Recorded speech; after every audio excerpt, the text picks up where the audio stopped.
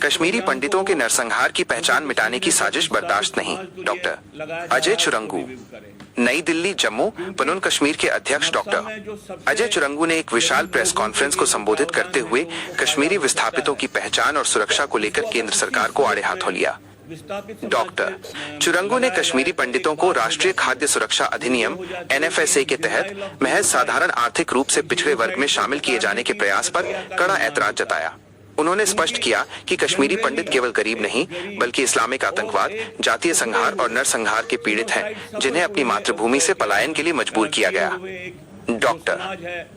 चुरंगू ने मांग की कि खाद्य सुरक्षा अधिनियम के भीतर विस्थापित कश्मीरी पंडितों के लिए एक विशेष श्रेणी बनाई जाए ताकि उनके नरसंहार के शिकार होने की ऐतिहासिक पहचान बनी रहे और उसे आर्थिक आधार पर धुंधला न किया जाए। इसके साथ ही उन्होंने पाकिस्तान के साथ किसी भी प्रकार की वार्ता की सुगबुगाहट का विरोध करते हुए कहा कि आतंक और बातचीत एक साथ नहीं चल सकते। उन्होंने आगाह किया कि अतीत की विफल नीतियों को दोहराने से जम्मू कश्मीर में आतंकवाद के खिलाफ अब तक मिली सफलता और उसके इकोसिस्टम को खत्म करने के प्रयासों को भारी नुकसान पहुंचेगा। माहौल सरकार ने बनने दिया, इस पे हम बात करते हैं। हम प्रधानमंत्री जी से अनुरोध करते हैं, नफ्सा जो प्रोग्राम है जो पूरे देश के लिए है, उस प्रोग्राम को वो जम्मू कश्मीर है जब विस्थापित समाज के लिए लगाया जा रहा है उसको रिव्यू करें, क्योंकि नफ्सा में जो सबसे गरीब लोगों के लिए जो प्रावधान है जो उनको फ़ायदा हो सकता है उसको अगर उसी सूरत में विस्थापित समाज पे लगाया जाए तो एक बात हो जाती है, वो ये हो जाती है कि एक डिनाइल ऑफ जिनोसाइड, एक जिनोसाइड को नकारने की प्रक्रिया का निर्माण होता है। क्योंकि जनरली एक गरीब और एक उखड़े हुए जिनोसाइड सफ़र किए हुए एक जो समाज है उसका जो गरीब है उनमें अंतर है। हम प्रधानमंत्री से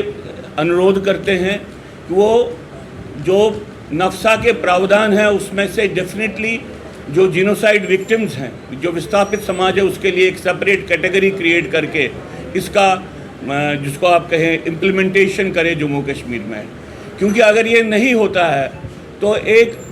जो सब समाज को जोड़ने की एक प्रक्रिया वाला प्रोग्राम है वो जम्मू कश्मीर में ख़ास तौर से हिंदू समाज के लिए एक डिनाइल ऑफ जिनोसाइड का एक प्रावधान बन जाएगा और कंसोलिडेशन का प्रावधान बन जाएगा। जब मैं ये बात कहता हूँ इसका मतलब ये है, एक तो जो उनके साथ हुआ है उसको नकारने की प्रक्रिया का निर्माण होता है और बाद में कुछ हुआ ही नहीं है, जैसे कोई विषय ही नहीं है, ऐसी एक परिस्थिति का निर्माण होता है। हम समझते हैं कि एक ऐसे समय पे जब भारत सरकार के सामने तथ्य हैं कि पाकिस्तान के डिफेंस मिनिस्टर से लेके वहाँ के आर्मी के ऑफिसर्स रेगुलरली कहते हैं कि वो एक बहुत बड़े पैमाने पे भारत में, पूरे देश में, सिर्फ बॉर्डर पे नहीं सिविलियंस पे एक युद्ध करने की परिस्थिति में है और उन्हें धमकियां दे दी हैं। ऐसी परिस्थिति में जम्मू कश्मीर में एक ऐसे समाज के साथ जिसने जिनोसाइड सफ़र किया है और जिनोसाइड की घटनाएं जो भी चल रही हैं उसके लिए भारत सरकार को सबसे ज़्यादा संवेदनशील होना चाहिए।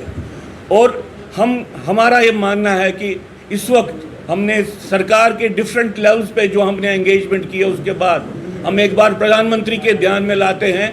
जिस तरह से नफ्सा का इम्प्लीमेंटेशन हो रहा है, ये डिनाइल ऑफ जिनोसाइड जो एक क्राइम अगेंस्ट ह्यूमैनिटी है इसका निर्माण करता है और साथ में एक जिनोसाइड की कंसोलिडेशन की परिस्थिति का निर्माण करता है और जिससे भारत सरकार की गतिविधियां कहीं पे जिनोसाइड करने वालों की गतिविधियों के साथ मेल जोल खाती हैं। ये बात प्रधानमंत्री के ध्यान में लाके हम उनसे कहते हैं कि डिसाइसिवली नफ्सा के प्रावधानों को इस तरह से बनाएं, इस तरह से मॉडिफाई करें कि विस्थापित समाज का सबसे जो डिप्राइव्ड सेगमेंट है, ख़ास तौर से कैंपों में जो रिलीफ ले रहे हैं, राशन ले रहे हैं और जो उखड़े हुए हैं उनका फ़ायदा उनको उस तरह से मिले कि ताकि उनकी ज़िंदगी डिस्टर्ब ना हो जाए। मैं एक और बात कहना चाहता हूँ, सब लोगों से कहना चाहता हूँ कि अगर इस बात को डिफरेंस नहीं, इस बात की डिफरेंस को माना नहीं जाए कि एक उखड़ा हुआ समाज जिसके साथ डिस्ट्रक्टिव प्रोसेस चली है और नॉर्मली जो गरीब है इसमें एक अंतर है, तो हम एक ऐसी परिस्थिति का निर्माण करेंगे जहाँ पे ऐसी घटनाएं बार बार घटी हैं। कश्मीर घाटी में जो जिहादी युद्ध की प्रक्रिया जम्मू में घुस के पूरे देश में फैल गई है, इसी तरह से जीनोसाइड की प्रक्रिया का भी spill over rest of the country में हुआ है। इसलिए इन बातों को ध्यान में रख के हम चाहते हैं कि भारत सरकार अपने अप्रोच को चेंज करे और जो ये नेशनल प्रोग्राम है जो सब लोगों के लिए है, इसका जो यूटिलिटी है वो विस्थापित समाज के सबसे सेगमेंट्स के लिए, सबसे पिछड़े हुए सेगमेंट्स के लिए रहे। इसके अलावा मैं आज आपके सामने ये बात कहना चाहता हूँ कि फिर से एक माहौल शुरू हो गया है कि पाकिस्तान के साथ बातचीत करनी चाहिए। मैं इस बात को इसलिए आपको कह रहा हूँ कि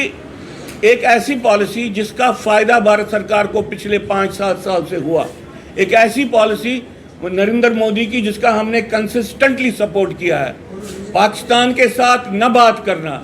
ये एक सबसे एक हेल्दी फीचर रहा है फॉरेन पॉलिसी का भारत सरकार की, क्योंकि terror and talks will not go together. ये बात है, ये सिर्फ एक स्लोगन नहीं है, ये एक ऐसी आतंकवादी शक्ति जो पाकिस्तान है और पाकिस्तान की आर्मी है, उनके प्रति एक ऐसा रवैया है जो पूरी दुनिया को लेना चाहिए।